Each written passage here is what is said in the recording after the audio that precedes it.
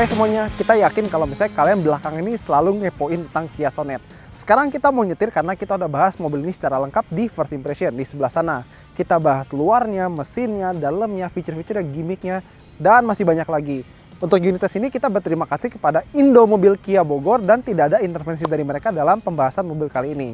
Sebelum kita menyetir, kita bahas sedikit-sedikit dulu yang penting ya. Kalau ngeliat desainnya, dia bener-bener Kia karena dia punya grill ini dan fiturnya lengkap di luar. Ada lampu LED, ada sunroof, ada roof rail. Tapi sedikit catatan tentang roof railnya. Kalau kalian lihat di sini ada tulisan caution do not load. Berarti ini cuma hiasan doang. Lampu belakang LED dan dia pakai pelek 16 inci dan bannya dari Apollo.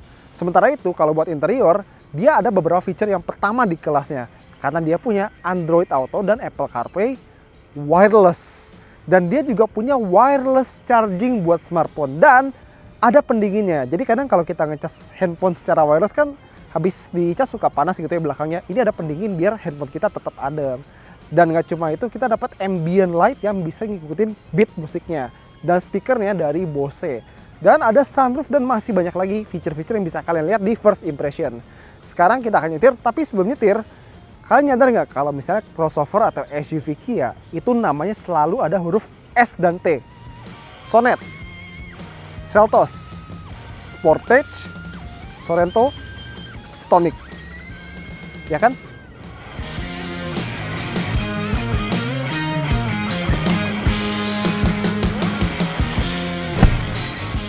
Sebelum kita mulai, lihat deh, ini ada yang gua nggak sempat bahas karena kemarin emang mobilnya kan nggak jalan. Kita masuk gigi mundur, dia ada kamera mundur dan garis-garis itu ngikut sama arah setir. Bagus juga ternyata. Harusnya gue notice ini kemarin. Oke, sekarang kita mulai jalan. Pertama kali duduk di mobil ini yang gue rasain adalah posisi duduknya tinggi. Ini bahkan joknya udah di setel, itu nggak bisa paling rendah lagi. Tetap rasanya tinggi, rasanya pede gitu. Biarpun ini bukan SUV yang gede, tapi rasa pedenya tuh masih ada karena kita duduknya tinggi. Ngelihat ke depan tuh masih enak karena kacanya juga gede ya. Ngelihat ke samping apalagi. Nih, garis bahunya tuh rendah jadi ngelihat ke samping juga enak, nggak banyak blind spot. Spionnya juga gede, enak, dan ngelihat ke belakang pun masih enak. Spion tengahnya juga bagus ya, cuma emang belum auto dimming ya, masih begini, tapi it's okay lah. Sekarang kita penasaran gimana rasa mesin 1500cc plus CVT-nya. Sekarang kita mau coba di jalan beton, tapi sebelum itu ada sentuhan yang gue suka di Kia modern. Jadi kalau kita colek sennya ke kanan misalnya, dia kedip 3 kali. Itu kayak mobil Eropa sih. Emang Kia dan Hyundai itu sekarang makin banyak elemen Eropanya. Nah, sekarang kita di jalan beton. Ini kita kecepatan 67-an dan suara dari bannya itu masuk. Ya, emang jalanan beton sih. Cuma gua rasa apa karena rongga di spakbornya terlalu lebar atau misalnya emang salah bannya yang kurang kedap. Mungkin kayaknya salah bannya sih. Kalau misalnya beli mobil ini coba kalian pertimbangkan buat ganti ban lain yang lebih kedap atau misalnya lebih empuk juga. Tapi secara keseluruhan buat mobil seperti ini kekedapannya boleh gue bilang tuh bagus.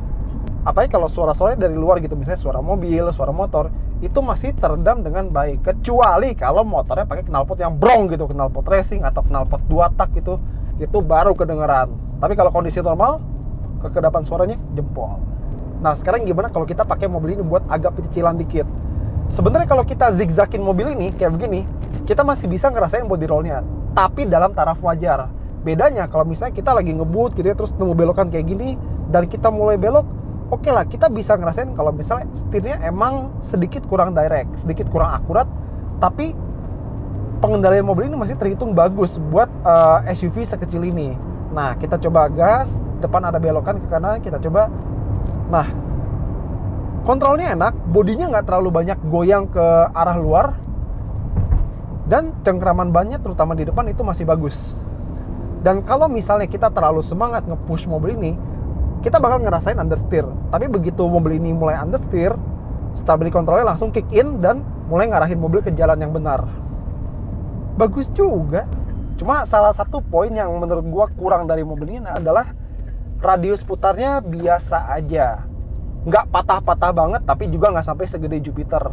Padahal buat mobil sekecil dan sekompak ini, gua harap beloknya tuh lebih patah lagi. Jadi lebih praktis buat muter balik, buat parkir, buat pokoknya di tempat-tempat yang sempit harusnya mobil ini bisa belok lebih patah lagi.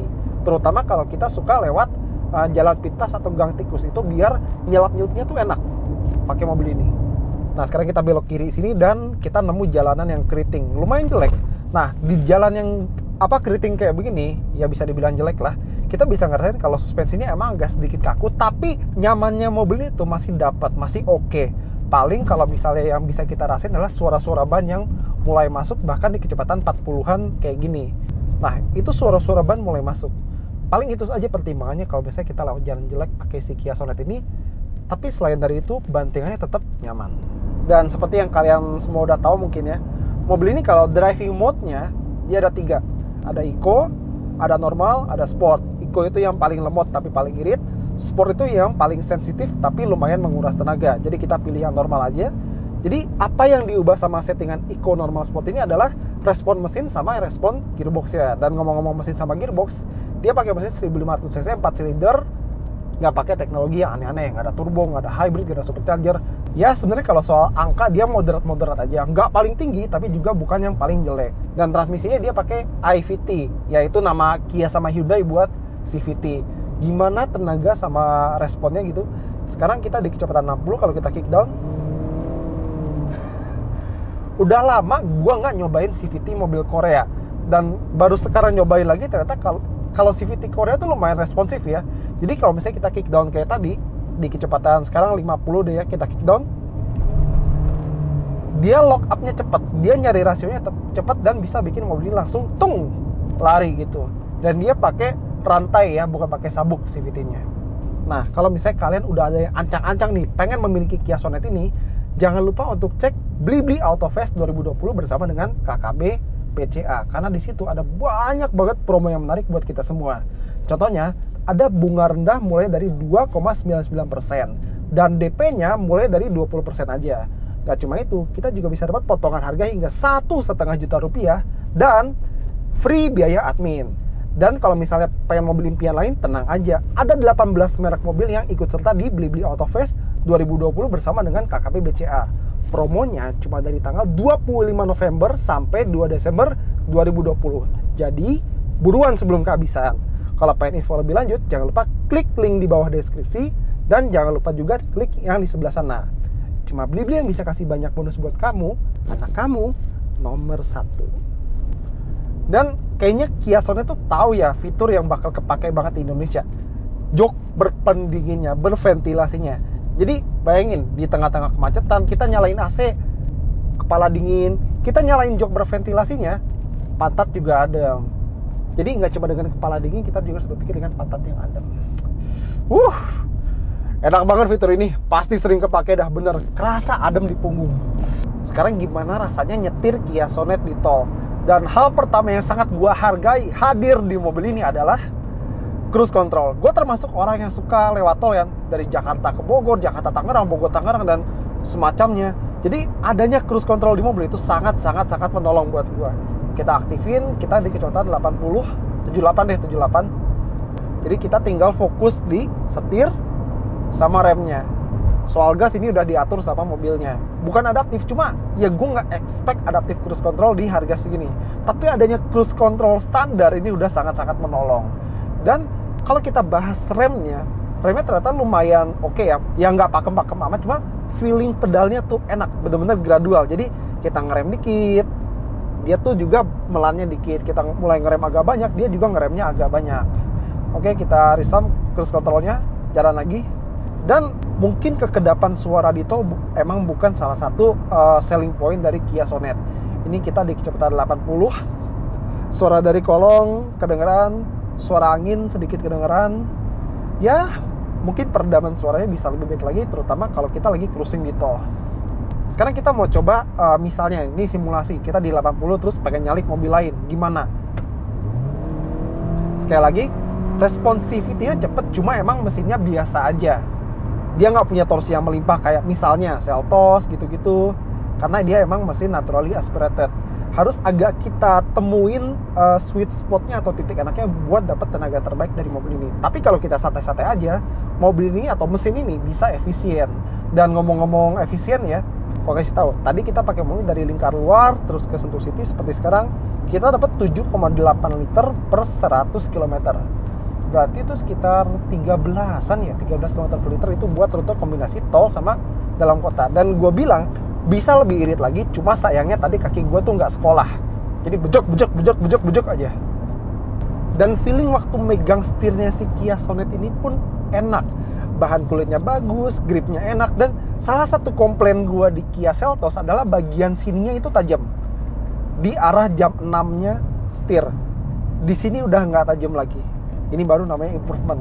Dan kalau bobot setirnya sebenarnya tergantung kecepatan ya. Misalnya di kecepatan rendah dia enteng banget, tapi kalau kita masuk ke kecepatan tol kayak gini, misalnya sekarang gua build up ke 80-an, kita mulai belok, masih agak ringan, cuma nggak sampai loose atau kendor banget. Misalnya kita mau pindah ke kiri, ya lebih mantap daripada pas di kecepatan rendah.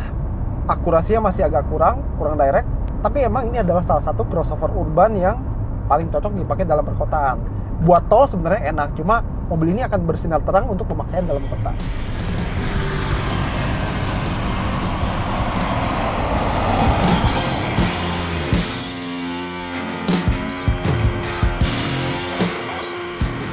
Oke, jadi apa kesimpulan kita soal Kia Sonet ini? Jadi dengan ngebuka kelas baru, ternyata Kia juga bikin benchmark yang bagus. Ya oke lah, dia ada kekurangan kayak suara angin, suara ban, dan jok belakang itu nggak terpisah 50-50 atau 40-60. Tapi spek versus value yang ditawarkan mobil ini, gue bilang bagus. Nyetirnya enak, handlingnya enak, setelan suspensinya tuh kerasa Europe-nya, kerasa Eropanya, dan pastinya banyak gimmick-gimmick dan fitur-fitur yang menarik. Android Auto Wireless, terus ambient light yang bisa ngikutin beat musik, jok pendingin, dan macem-macem gimmick yang bisa bikin mobil ini jadi benchmark di kelasnya. Karena nggak cuma dia bikin kelas baru, dia udah set standar yang sangat tinggi. Nah, kalau kalian tertarik dengan Kia Sonet, kalian bisa cek Blibli Autofest 2020 kolaborasi dengan KKB BCA. Di sana kita bisa dapat banyak banget penawaran spesial, misalnya bunga rendah mulai dari 2,99% dan DP hanya 20%. Gak cuma itu, kita bisa dapat diskon 1,5 juta dan free biaya admin. Gimana semuanya? Kalau misalnya kalian tertarik, langsung aja ke link yang ada di deskripsi atau di sebelah sana. Oke semuanya, sekian dulu dari Autonet Max. Makasih banget udah nonton, jangan lupa like videonya, jangan lupa komentari, dan jangan lupa subscribe. Pamit dulu ya, dadah. Elemen-elemen mobil Eropa. Tapi kesimpulan Autonet Max soal Kia Sonet, kebunnya gede banget.